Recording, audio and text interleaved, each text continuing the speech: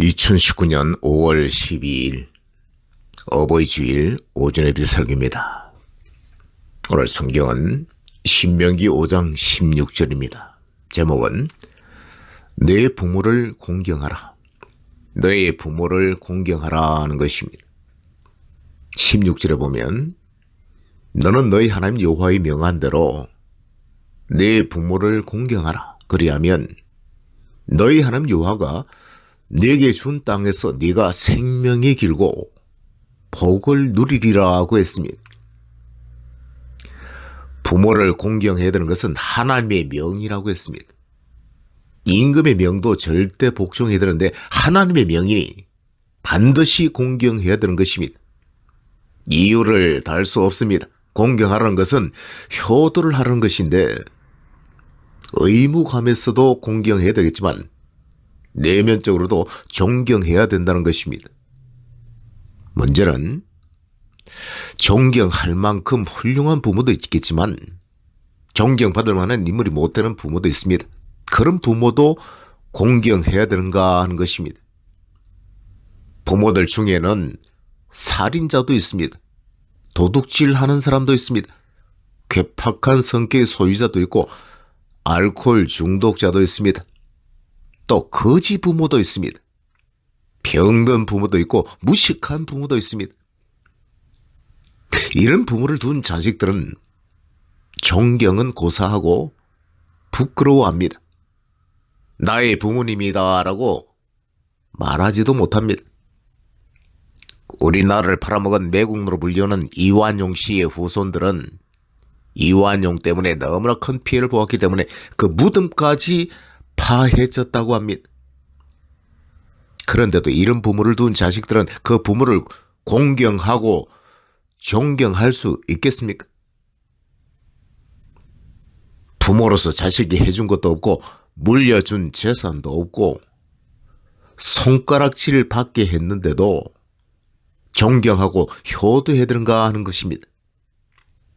어떤 부모는 자기가 낳은 자식을 버리기도 합니다. 심지어 죽이는 살인자도 있습니다. 오늘 우리들은 어떻습니까? 우리는 부모를 존경하고 효도하고 있습니까? 존경하는 인물이 누굽니까? 라고 물어보면 대부분은 역사적인 인물들을 꼽습니다. 이순신 장군, 세종대왕, 링컨 등 유명한 사람들의 이름을 열거합니다. 그들이 자기에게 해준 것도 없는데 말입니다. 또 어떤 경우에는 자기 부모를 존경한다고 하는 사람들도 있습니다.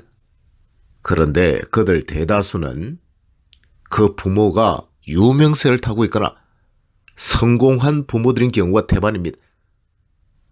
무식하고 가난하고 병든 부모를 존경한다고 말하는 자식들은 거의 없습니다. 오히려 그런 부모를 원망합니다. 부모 잘못 만나서 자기가 고생하고 불행해졌다고 생각합니다.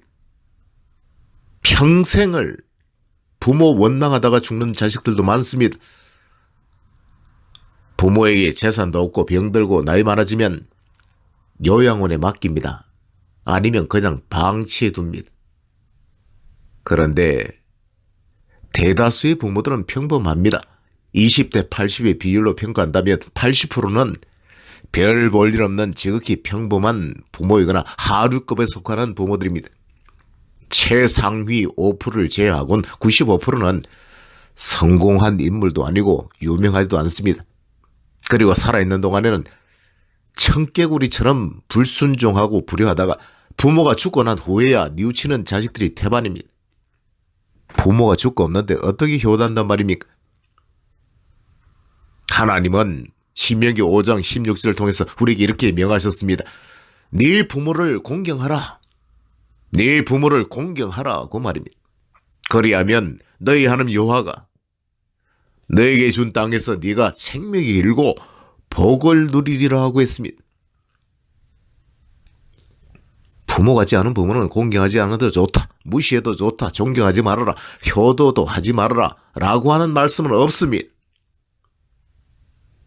사도 바울은 에베소서 6장 1절에서 4절에 이렇게 가르쳤습니다.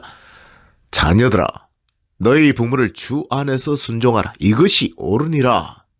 라고 했고, 네 아버지와 어머니를 공경하라. 이것이 약속 있는 첫 계명이니 이는 네가 잘되고 땅에서 장수하리라. 또 아비들아, 너희 자녀를 노엽게 하지 말고 오직 주의 교양과 훈계로 양육하라고 했습니다. 공경에는 조건이 없습니다. 무조건 공경하라고 했습니다. 그런데 순종에는 조건이 있습니다. 주 안에서라는 단서가 붙었습니다. 주 안에서란 주의 말씀, 주의 계명 안에서라는 말입니다. 즉 말씀에 어긋나는 것은 부모일지라도 순종하면 안 된다는 것입니다. 부모가 성경을 어기라고 할 땐 순종하면 안 됩니다. 하나님의 말씀보다 부모가 더 클 수는 없기 때문입니다. 그러나 그 외에는 순종하고 공경해야 됩니다. 부모를 공경하고 순종하는 자녀에게는 하나님이 약속된 보상이 따라옵니다. 네가 잘되고 땅에서 장수한다는 것입니다. 내세에 천국 가서 받는 복과 상도 있겠지만 제5계명은 이 땅에서도 잘되고 장수하게 되는 복을 받게 된다는 것입니다. 효도하고 부모를 존경하는 자식들이 잘 될 수 있도록 하나님께서 축복해 주겠다는 것입니다.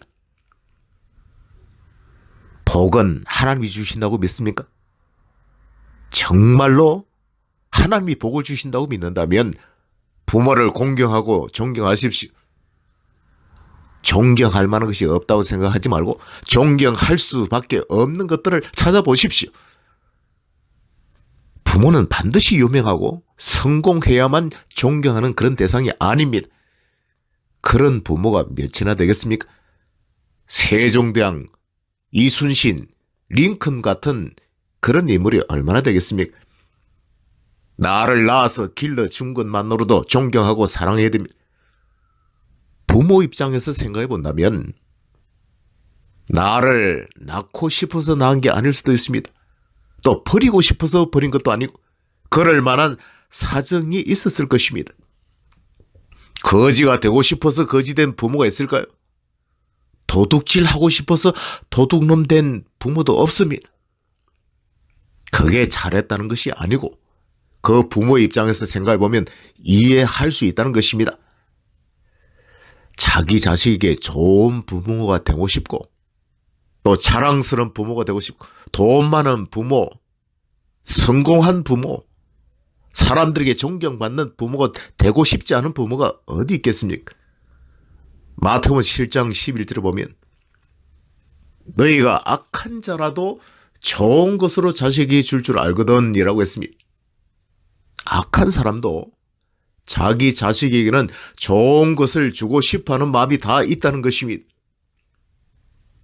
예수님은 십자가에 달려 죽어가면서도 십자가 밑에 있는 어머니 마리를 향해서 이렇게 말씀하셨습니다. 여자여 보소서 아들입니다 라고 했고 요한에게는 보라 네 어머니다 라고 하셨습니다. 그때부터 요한이 마리아를 자기 집에 모시고 와서 섬겼다고 했습니다. 하나님 편에서 볼 땐 마리아도 죄인이었지만 자기를 낳아서 길러주신 육신의 어머니라고 평생을 공경하고 효도하셨던 것입니다. 로마서 16장 13절을 보면 주 안에서 택하심을 입은 루포와 그 어머니에게 문안하라. 그 어머니는 곧 내 어머니다라고 했습니다. 바울의 친어머니가 아니었지만 바울은 믿음의 어머니로 생각하고 문안했던 것입니다. 육신의 부모가 없다면 믿음의 부모를 잘 섬기면 됩니다. 또 하나님을 아버지로 잘 섬기면 됩니다. 저는 우리 교회 김종신 권사님과 안봉화 권사님을 나의 누님처럼 생각합니다. 그리고 성명 권사님을 나의 동생처럼 생각합니다. 저의 부모님에 대해서 잠깐 이야기할까 합니다. 제 어머니는 내 나이 13살 때 교통사고로 급사하셨습니다. 또 저희 아버지는 내 나이 23살 때 암으로 돌아가셨습니다. 그 당시 제 아버지 연세가 64세였으니까 아버지 나이 41살, 어머니 나이 37살에 나를 낳았던 것입니다.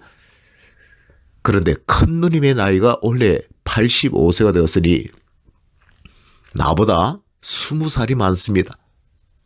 큰 누님을 내 아버지 어머니가 낳았을 때 나이를 계산해 보니까 아버지 나이 21살, 어머니 나이 18살에 큰 누님을 낳았던 것입니다. 그리고선 줄줄이 9남매를 낳았으니 나이 터울도 많고 그 어린 나이 20살, 16살 그 나이에 그 많은 자식들을 낳아서 먹여 살리느라 얼마나 고생을 많이 했겠는가 짐작이 됩니다. 셋째 누님은 소아마비를 앓았습니다. 그리고 나이 20대에 죽었습니다. 넷째 누님은 우리 식구 중에 가장 얼굴이 예쁜 여자였는데 20살에 몹쓸병이 걸려서 죽었습니다. 큰형님은 42살에 알코올 중독과 이혼동으로 객사했습니다. 자식들이 부모 앞에 죽어가는 것을 나의 부모는 보았던 것입니다. 특히 셋째 누나가 소아마비를 앓다가 죽었을 때 우리 어머니가 그렇게 고통스럽게 우는 것을 보고 내 가슴이 미어지는 것 같았습니다. 그 어머니가 내 나이 13살 되던 해에 차에 치여 죽었습니다. 아버지는 그로부터 10년 후에 암으로 돌아가셨습니다. 저희 아버지는 양반집 아들로 태어나서 비단 장사하는 할아버지의 사랑을 많이 받으면서 자랐습니다. 그런 아버지가 할 줄 아는 것은 한학밖에 없었습니다. 6.25 사변 등 전쟁으로 해서 가세가 기울었고 양반, 쌍놈, 계층이 사라졌습니다. 돈이 최고였습니다. 어머니마저 급사하자 필방을 하시던 아버지는 직접 물건을 만들어서 장에 가서 팔았습니다. 노점상을 하신 것입니다. 양반 체면도 가난 앞에서는 차릴 수가 없었습니다. 자식들 키우려고 애를 쓰셨습니다. 화병에 술로 지시는 날이 많았습니다. 돈 때문에 큰형과 둘째 형에게 무시를 당하는 것을 보았습니다. 집도 팔아서 큰형의 빚을 갚고 둘째 형의 사업 자금으로 사라져 갔습니다. 13살 되던 나와 10살 된 여동생을 둘째 형에게 맡겼을 때 나와 동생은 버림을 받았습니다. 훗날 생각해보니 그럴 수밖에 없었던 아버지도 마음이 많이 아팠을 거라고 생각되었습니다.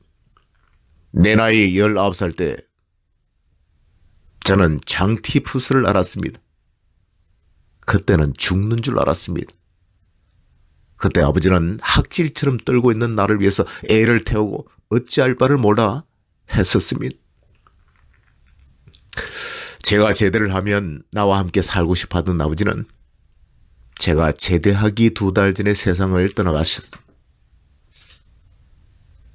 아버지의 죽음으로 인해서 저는 신앙생활을 해야 되겠다라고 생각을 하게 되었고 24살 되던 해 잠원동 교회로 출석했습니다. 최병하 목사님을 아버지처럼 따랐습니다. 그 후 지금의 사모가 된 아내를 최 목사님께서 중매해서 결혼했는데 장모님께서 나의 어머니가 되셔서 정말로 잘해주셨습니다. 제가 모시고 싶었지만 큰딸 집으로 갔었습니다. 20년 전에 소천하실 때까지 저와 아내와 2딸들을 끔찍이 사랑하시고 교회를 개척한 우리 부부를 위해서 날마다 기도해 주셨습니다. 그리고 용돈을 모아서 건축 헌금으로 보내주시고 주님 품으로 들어가셨습니다. 하나님 나에게 장모님을 나의 어머니가 되게 하셨고 참으로 귀한 교인들을 만나게 해주셨습니다. 평생 신앙 동지가 되게 해주셨습니다. 사랑하는 아내와 2딸 그리고 내 아들과 같은 2 사이를 주셨고 외손자 외손녀들을 나에게 선물로 주셨습니다. 이보다 더 큰 은혜와 선물이 어디 있겠습니까? 또한 사랑하는 동역자들을 많이 만나게 주셨고 좋은 인연을 맺게 주셨습니다. 장수의 축복이라면 35년을 목회하고 있다는 것이고 잘된 것이 있다면 자녀의 축복, 동역자의 축복, 진리 안에서의 자유함이 아닐까 생각됩니다. 그리고 무엇보다 주님께서 나의 기도에 응답해 주고 계신다는 사실입니다. 그래서 나보다 행복한 목사는 없다라고 믿고 있습니다. 그러므로 부모를 공경하십시오. 육신의 부모가 없다면 믿음의 부모에게 잘하십시오. 하나님 아버지께서 우리의 부모가 되시니 하나님을 잘 순종하십시오. 이것은 주님의 명입니다. 신명기 28장에 보면 여호와의 말씀을 순종하면 들어가도 복을 받고 나가도 복을 받고 우양의 새끼가 복을 받고 꾸어줄지언정 꾸지 않도록 해주고 머리가 될지언정 꼬리가 되지 않도록 해주고 네 몸의 소생 곧 자식들이 잘 되는 복을 받게 해준다고 약속하셨습니다. 오늘 이 말씀대로 부모를 잘 공경함으로써 이 땅에서도 잘 되고 장수하는 복된 성도들 되시기를 예수 그리스도의 이름으로 축원합니다. 아멘.